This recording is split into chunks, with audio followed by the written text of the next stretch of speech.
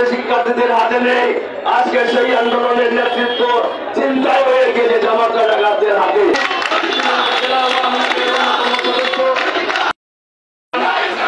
শিক্ষার্থীরা কোটা আন্দোলনের শুরু করেছিল, সেই কোটা আন্দোলনের পথে সরকার এবং ছাত্রলীগের সমর্থন ছিল।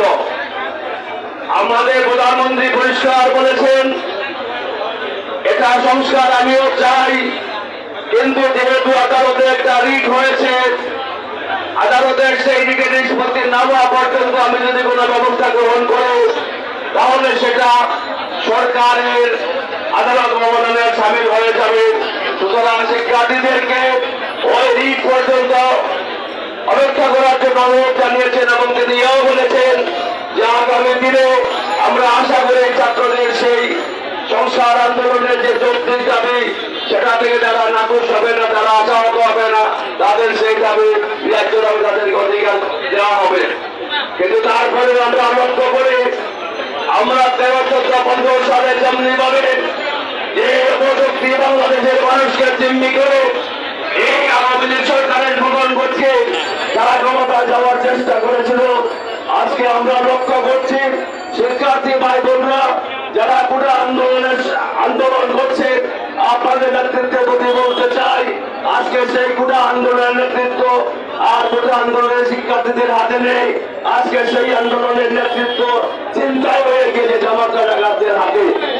সুতরাং আমরা এসব থেকে আমরা চিনি 71 সালে যেমনি ভাবে তাদের তাদেরকে এই দেশের পক্ষী সন্তানেরা, এই দেশের মানুষেরা যুদ্ধ করে এই দেশকে স্বাধীন করে বাংলার প্রথম একটা যমুনা দেশ থেকে এদেরকে বিতাড়িত করেছিল। আমরা তাদেরকে জেনে আজকে তাদের যে সমস্ত বাধারা হয়েছে, আমরা বলতে চাই আমরা ধ্বংসের রাজনীতি, সন্ত্রাসের রাজনীতি আওয়ামী লীগ বিশ্বাস করে না। কিন্তু আমাদের ন্যায়সঙ্গত সেই সমস্ত দৈর্যের প্রতিনিধিকেও বৃদ্ধাঙ্গুলিদেরকে সমাজে অস্থিতির পরিবেশ সৃষ্টি করতে চায়, বাংলার মানুষকে জিম্মি করে কোন অসমশক্তি তাদের অশুভ কাজ হাসিল করতে চায়। আমরা বলতে চাই আমরা বঙ্গবন্ধু করবে, আমরা লড়তে জানি, আমরা মরতে জানি, আমরা পালাতে জানি না। ইনশাআল্লাহ আগামী দিনে সেই সংগ্রাম এবং আন্দোলনে সিলেটের মানুষ আমাদেরকে যেভাবে সন্ত্রাসের বিরুদ্ধে, নৈরাজ্যের বিরুদ্ধে সকল সময় অবস্থান নিয়েছে, আমরা আশা করি আজকের মানুষের জানমাল নিরাপত্তার সাথে আমাদের সাথে সিলেটের মানুষের সমর্থন ইনশাআল্লাহ আমাদের অব্যাহত থাকবে। এই আশাবাদ ব্যক্ত করে সবশেষে বলতে চাই আমাদের দেশের বিভিন্ন বাহিনী যেভাবে ধৈর্যের সাথে পরিচয় দিচ্ছে, কিন্তু তাদেরকে বারবার উস্কানি দেওয়া হচ্ছে।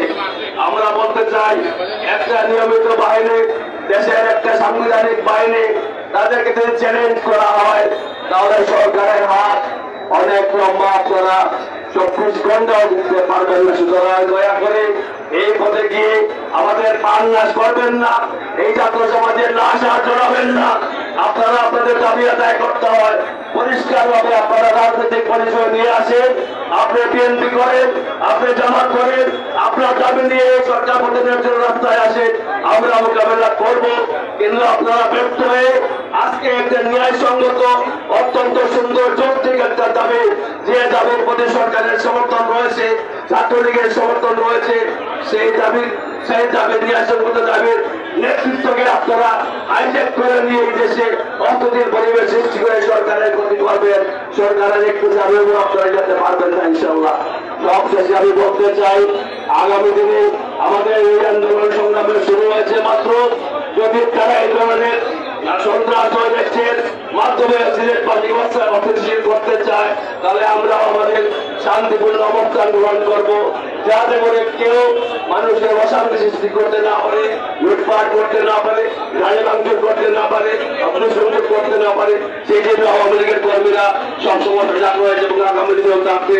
আপনাদের সকলকে আমার সংগ্রামে অভিনন্দন জানিয়ে আগামী দিনে আবার দেখা হবে রাজপথে, এই আশাবাদ ব্যক্ত করে এখানে শেষ করছি। আল্লাহ হাফেজ। জয় বাংলা, জয় বঙ্গবন্ধু, জয় বাংলাদেশ আওয়ামী লীগ।